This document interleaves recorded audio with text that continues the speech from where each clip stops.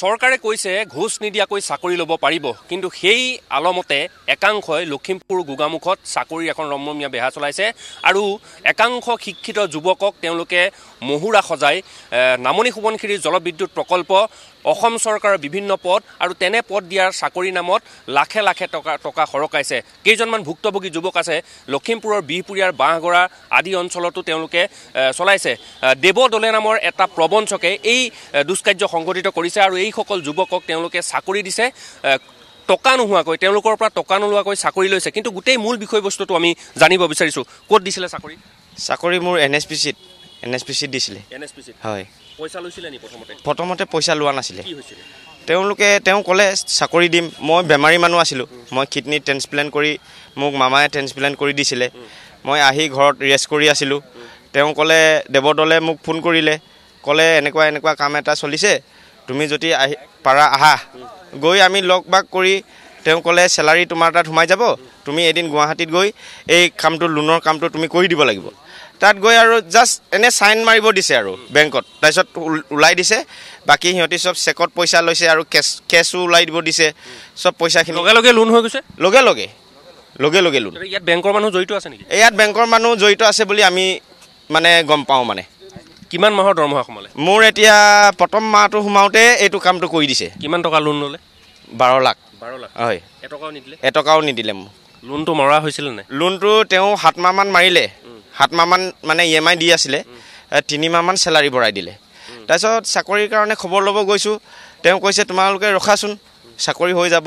সেইবোৰ চাকৰি কি হৈ গ'ল কোনো পাত্তা নাইকিয়া হৈ গ'ল। আৰু ঘৰলৈ চাকৰি বিচাৰি গ'লে মোক দম দি দিয়ে, তই কি কৰিবি যা। ক'ত ঘৰ মানুহজনৰ? দেৱদলে? তেওঁ গোগামুখৰ। হয়, গোগামুখৰ। আন এজন ভুক্তভোগী যুৱক আছে, কথা পাতি বিচাৰিম। কি হৈছিলে? কিমান টকা লোন লোৱা হ'ল? মোৰ 7 লাখ। তেওঁলোকে কি কৈছিলে, প্ৰথম ক'লে যে তেওঁলোকে চাকৰি দিম NSPCত। মোৰ NSPCত আল্টিমেটলি আই কাৰ্ড বনি গ'ল। মোৰ চাকৰি দিলে তেওঁলোকে DG অপাৰেটৰ। মই দৰ্শকক দেখুৱাব বিচাৰিছোঁ, এইখন হৈছে NSPCৰ আই কাৰ্ড আৰু তেওঁক DG অপাৰেটৰ দিয়া হৈছে লব দাস আৰু এখন আই কাৰ্ড প্ৰদান কৰা হৈছে। আৰু এই আই কাৰ্ডখন লৈ যেতিয়া অনন্ত দাসে যেতিয়া NSPCত চাকৰি কৰিবলৈ গৈছে, তাত কিন্তু তেওঁৰ নামত কোনো ধৰণৰ চাকৰি হোৱা নাই, সেই কথা জানিলে। এই কথা জনাৰ পিছত কি হ'ল? এই কথা জনাৰ পিছত তেওঁলোকে কি কৰিলে, বেংকৰ পৰা লোনটো লোৱাৰ পিছত পইচাখিনি তেওঁলোকে চব লৈ ল'লে। আমাক ক'লে তাৰ চাকৰি হৈ গ'ল, তোমালোকৰ মাহে মাহে পইচা সোমাই থাকিব। চ' আমি 3 মাহমান দৰমহাৰ পিছত তেওঁলোকে লোনটো লোৱাৰ পিছত ক'লে যে এইখিনি আমিয়ে মাৰি দিম, আমিয়ে ক্ল'জ কৰি দিম। তেতিয়া ক্ল'জ কৰি দিম বুলি কৈ তেওঁলোকে ক্ল'জ কৰিয়ে আছিলে। আল্টিমেটলি 5-6টা EMI মাৰিয়ে দিলে। মাৰাৰ পিছত বেংকত EMI বন্ধ কৰি দিলে। তাৰপিছত আমাৰ বেংকৰ পৰা আমালৈ নটিচ আহি গ'ল ঘৰত। সেই নটিচ অহাৰ পিছতে আমি এতিয়া কি কৰিম? সেইকাৰণে আমি ইমানখিনি প্ৰব্লেম ক্ৰিয়েট কৰি থকাকৈ মই ভাবিলোঁ আমি সদৰ থানাত এখন কেছ দিয়া ভাল। আমি আল্টিমেটলি কেছ দিছোঁৱেই তেওঁলোকৰ ওপৰত। এই গেংটোত কোন জড়িত? আমি দেৱদলকে চিনি পাওঁ। দেৱদলে বুলি কয় এজন গোগামুখৰ মানুহ হয়। তেখেতে গোটেই ক্ৰাইম কৰি আছে। তেখেতে আজি এই 6-7 বছৰৰ পৰা গোটেই অসমত এনেকুৱা এটা ক্ৰাইম চলাইছে। তেওঁলোকে কোটি টকা তেওঁ একো নকৰে, কোনো চাকৰি নাই, কোনো বাকৰি নাই। তেওঁ এটা নিবনুৱা মানুহ, নৰ্মেল মানুহ। তেওঁ তেনেকৈ কোটি টকা হক প্ৰবঞ্চনাৰে তেওঁ সকলোকে কৰি। মই আন এজন যুৱক আছে, মই অকণমান কথা পাতিব বিচাৰিছোঁ। আৰু এজন যুৱক আছে, মই কৈছোঁ এয়া হৈছে, মই যদি এখন আই কাৰ্ড দেখুৱাওঁ, Assam power distribution company limited, আৰু তেওঁক এইখন আই কাৰ্ড দিয়া হৈছে।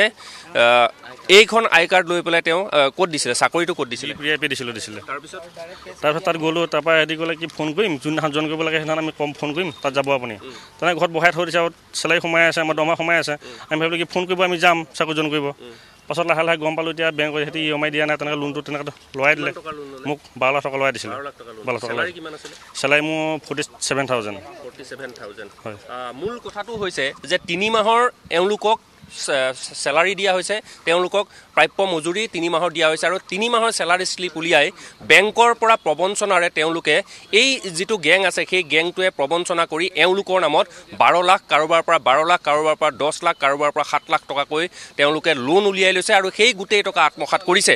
আৰু এই বৃহৎ গেংটোৰ নেতৃত্ব দি আছে গোগামুখৰ দেৱদলে। গতিকে দেৱদলেৰ বিৰুদ্ধে তেওঁলোকে লখিমপুৰ সদৰ থানাত এখন এজাহাৰ দাখিল কৰিছে।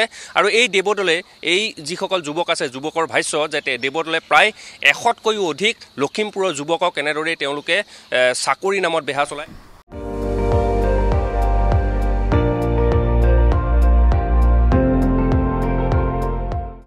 আপুনি চাই আছে ND24, সৰ্বশ্ৰেষ্ঠ নহয়, সৰ্বোত্তমৰ দৌৰ।